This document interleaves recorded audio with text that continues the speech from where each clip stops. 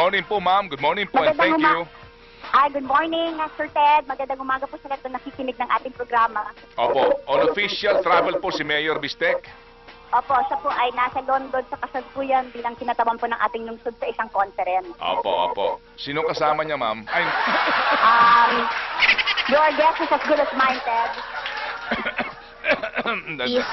Peace.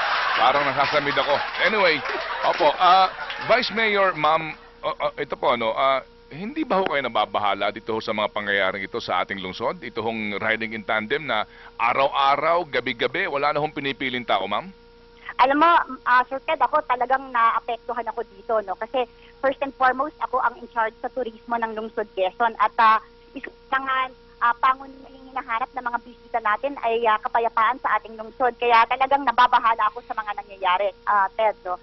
Kung kaya't nung nakipag-usap ako kay General Albano kahapon with regards to what they're doing about it, ang sabi naman po niya na meron silang mga concrete steps to address the riding in tandem issue in particular, no?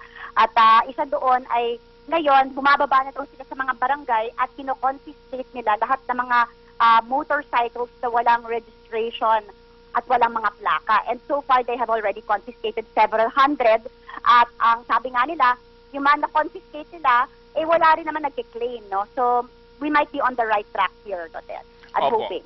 Yes, ma'am. Opo. Pero maliban po doon, ma'am, yung pong sinasabing mga checkpoints at yung pong pagpapatrolya ho ng ating mga pulis because siguro po baka nakarating po sa inyo, kamakailan po lamang may mga nagmimerienda lang, hinihintuan po ng riding in tandem at hino-hold up, At ito po ay sa mismong busy area, Madam Vice. Opo, go ahead, ma'am. Yes, sir.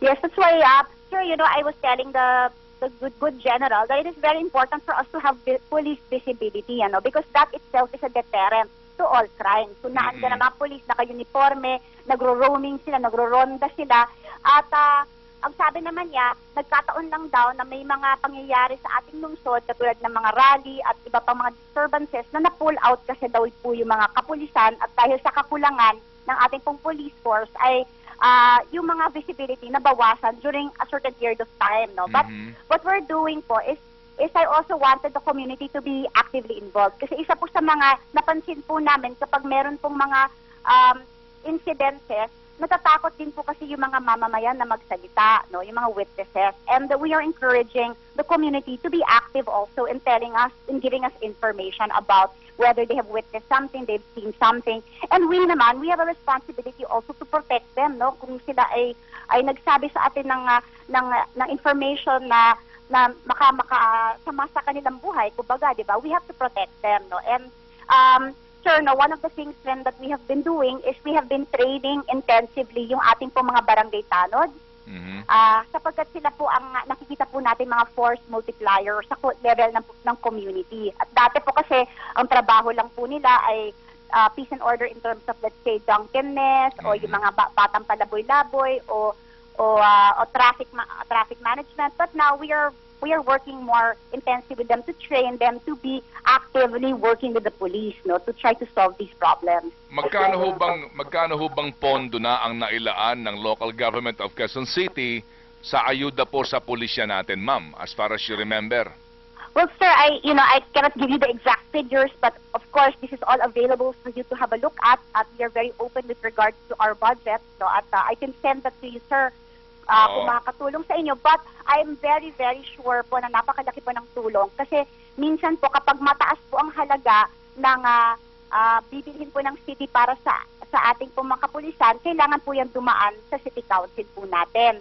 At napapansin naman po natin na hindi naman po nagkukulang ang ating lungsod with regards to providing assistance sa ating kapulisan in terms of police vehicles, in terms of CCTV, in terms of also firearms, no, and other materials that they need. In fact, isa naman po sa ating gustong programa talaga now is massive CCTV installation program in all of our streets. We have already passed an ordinance requiring all business establishments to have CCTV sa kanilang mga lugar and also sa mga paaralan natin kasi marami rin pong nare-report na incidences sa ating pong mga paaralan ng burglary, mugging, etc., no? And yun isa po yun sa mga steps na ginagawa po Apo, natin. pero ma'am, kasi po ang sa ating pong naobserbahan, ang CCTV ho, no, ay ginagamit na lang after the fact, no, after the crime has been committed. Opo, kasi kapag ho kayo nag-install ng CCTV, importante may nagbabantay na monitor dyan sa monitor para malaman nga yung mga kahinahinalang taong kumikilos, no, at makakatawag. So, well, makakatulong siguro yan to identify or to establish information after the fact. Pero talaga po napakalaking bagay po ng crime prevention. So, nabanggit po dati sa akin ni Mayor Bistek na ilang daang milyon po na ilaan nyo sa kanila, sa mga pulis para sa mobile, sa mga pangangailangan. Ma'am, baka ho pwede lang ano po, na paigtingin po itong mga riding in tandem ng pulis. Oho, Yes, sir. Opo, sa iba hong mga bansa, ma'am, kagaya po Opo. ng akin po na research din, for example po sa Bangkok, dati po ganyan din ang problema nila, no? Pero po nag-deploy sila ng katakot-takot pong mga riding in tandem na pulis para sumawata sa mga riding in tandem, no? Ang aking po pakakaalam, meron kayong mga patrol, mga mobile sa Quezon City. Opo, meron ho kayong ibinigay po na pag-aari ng city government, pero kung mamarapatin po ninyo ay ang iba ho sa mga mobile, ang inaabangan po mga maggugulay. Ang inaabangan po nila, ito hong mga nagdi-deliver po ng mga tinapay. Hindi ho naman lahat, ano po, pero hindi ho ba't mas importante po talaga itong umiikot na ito? Baka lang, ito pong ating panayam, ang akin po talaga mitiin po sa inyo, Vice, ay para lang po, una, maipabatid po ninyo sa mga taga Quezon City, ano ho, kung ano ba ginagawa ng inyong ng local government, at pangalawa ho, para ho naman medyo bigyan pa ho kayo ng, ng inspirasyon baga, para ho mas kumilos pa po ang city government na as in actively ho, no, makilahok dito po sa kampanya laban po sa kriminalidad. Yes, sir. So, ang suggestion po ninyo ay sabayan din po natin ang mga motorcycle riding terminals. Yes, ma'am po.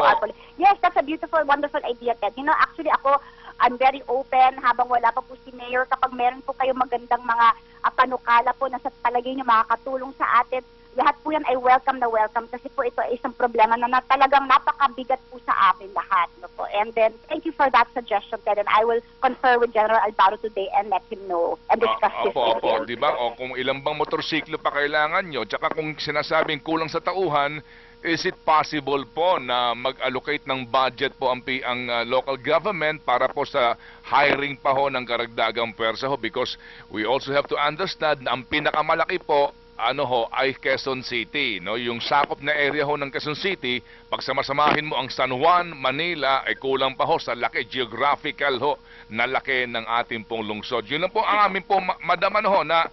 Sir, thank you po. Opo, sana po, ma'am, sana po sa akin lang, paigtingin pa po ang police visibility at crime prevention, at pwede ho bang, paano ba ito? Kasi nakailang paliwanag na po sa amin si General Albano, pero talaga bang, wala bang parang performance audit something? Well, sir, ganito po ang isa sa mga ginawa natin po. With regards to your observation na sana makapagdagdag po ng puwersa, the city is more than willing to allocate funds for the hiring of additional policemen. Pero ang pagkaintindi ko po sa ating pong mahal na mga kapulisan, kulang po talaga ang bilang ng mga police na nag-graduate. No po?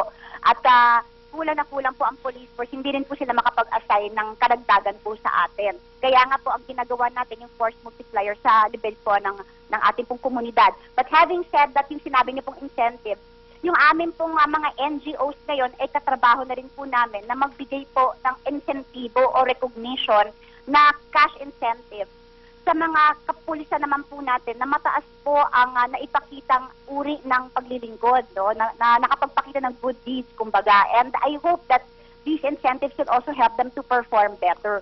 At siguro, Sir Ted, nakikiusap rin po Ma'am Vivian, sana po kapag may maganda naman pong nagawa ang mga kapulisan, sana sa page 10 nakalagay, kundi sa page 1, di po ba, para maramdaman din ng police na respect, rather than to do the wrong thing or to be lax about their duties na po. Makakatulong din po talaga po yun. Sa Quezon City, ma'am, bigyan niyo po kami, ma'am. I-headline namin sa aming alas 7 balita.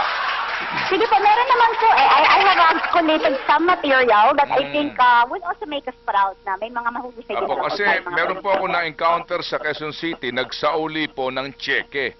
Opo. Ma'am, cheque po yun eh.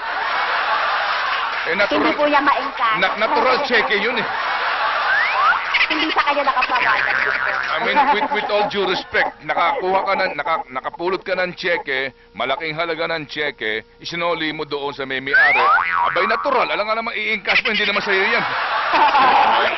Opo, sir. Tama. Oh, Tama po kayo dyan. Pero sir, kung Opo. makapagpadala po ako Yes, ng ma'am. datos sa inyo, I'll send that to you, sir, also for your information. Opo. Kailan po balik ni Mayor Bistek, ma'am? Next week pa po siya babalik. 1 more week pa po siya wala, sir. Opo. So, 1 linggo pa ho siya sa London.